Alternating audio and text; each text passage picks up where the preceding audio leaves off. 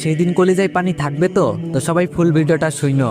হযরত ফাতিমা রাদিয়াল্লাহু আনহু এর মৃত্যুর পর ওনার লাশের খাটিয়া বহন করার মানুষ মাত্র 3 জন, হযরত রাদিয়াল্লাহু আনহু এবং শিশু হাসান ও হুসাইন রাদিয়াল্লাহু আনহু।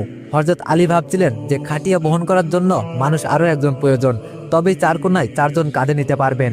এমন সময় হযরত আবু যর গিফারি রাদিয়াল্লাহু আনহু এলেন এবং খাটিয়ায় 1 কোনা বহন করলেন।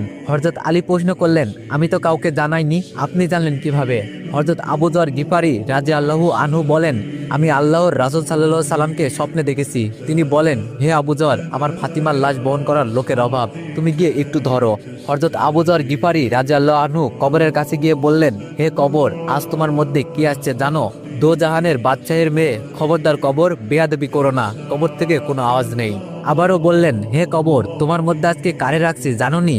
হযরত আলীর স্ত্রী হাসান ও হুসাইনের মা, খবরদার কবর, বেয়াদবি করো না।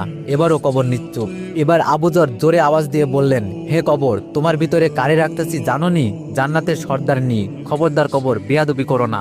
আল্লাহ কবরের জবান খুলে দিলেন। কবর বলল, আমি দো জাহানের বাচ্চার মেয়েকে চিনি না, হযরত আলীর স্ত্রীকে চিনি না, হাসান ও হুসাইনের মাকে চিনি না, জান্নাতের সর্দারনিকে চিনি না। আমি শুধু চিনি ঈমান আর আমল। আমল যদি ভালো হয় তাহলে আমি কবর তাকে জান্নাতের বিছানা বিছিয়ে দিব, আর যদি খারাপ হয় তাহলে আমি কবর 2 দিক থেকে এমন জোরে চাপ দিব, হাড় মাংস মিশে একত্রিত হয়ে যাবে।